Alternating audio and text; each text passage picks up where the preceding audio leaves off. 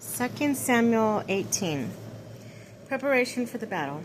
After mustering the troops he had with him, David placed officers in command of units of 1,000 and units of 100.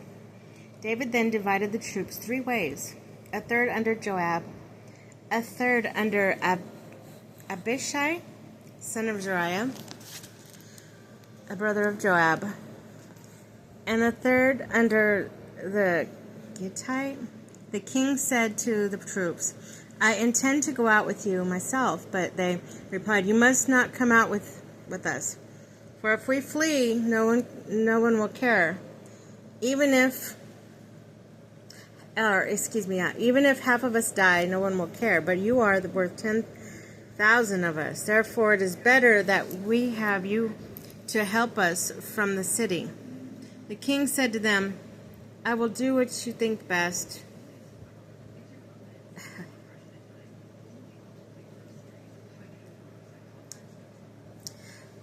So the king stood by the gate as all the soldiers marched out in the units of 100 and 1,000.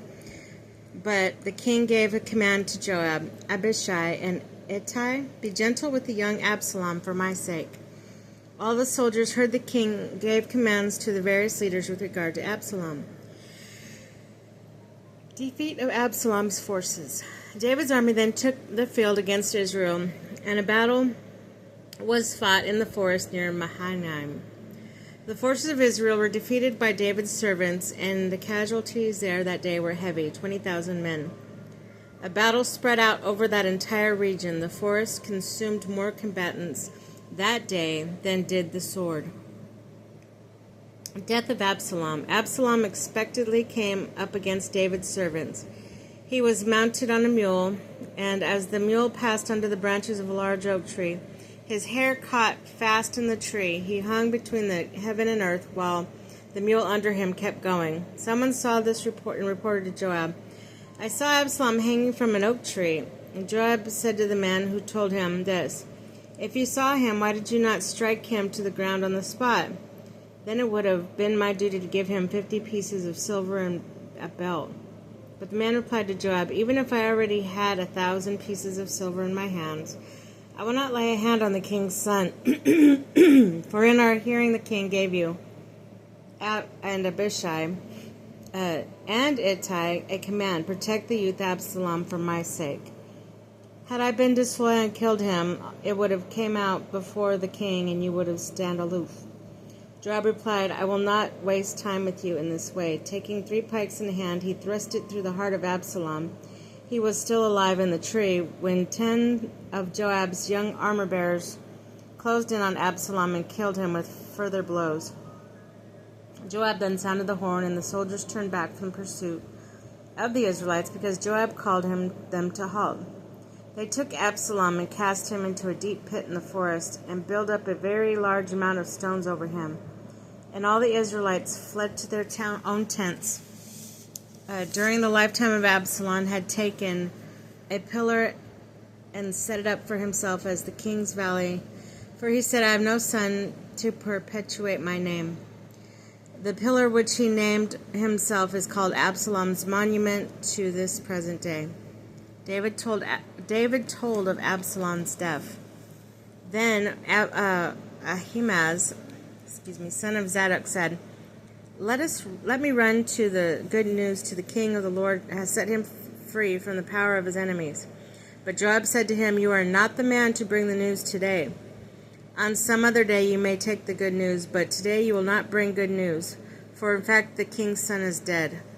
Then Joab said to Cushite, Go tell the king what you have seen." The Cushite bowed to Joab and ran off. But Ahimaaz, son of Zadok, said to Joab again, "Come what may, permit me also to run after the Cushite."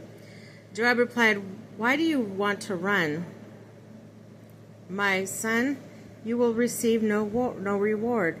But he insisted, "Come what may, I want to run." Joab said to him, "Run." Ahimaaz took the way of the Jordan plain and outran the Cushite. Now David was sitting between 2 gates and a lookout mount when the roof of the gate above the city wall where he looked out saw a man running all alone. The lookout shouted to inform the king, who said, If it is alone, he has good news to report. As he kept coming nearer, the lookout spied another runner. From his place atop the gate, he cried, There is another man running by himself. And the king responded, He too is bringing good news. Then the lookout said, I noticed that the first one runs like Ahimaaz, son of Zadok. The king replied, He's a good man. He comes with good news. Then Ahimaaz called out and greeted the king. With face to the ground, he paid homage to the king and said, Blessed be the Lord your God, who has delivered the men who rebelled against my lord the king. But the king asked, Is young Absalom safe? Ahimaaz replied, I saw a great disturbance when the king's servant Joab sent your servant on, but I do not know what it was. The king said, Step up and remain in attendance here.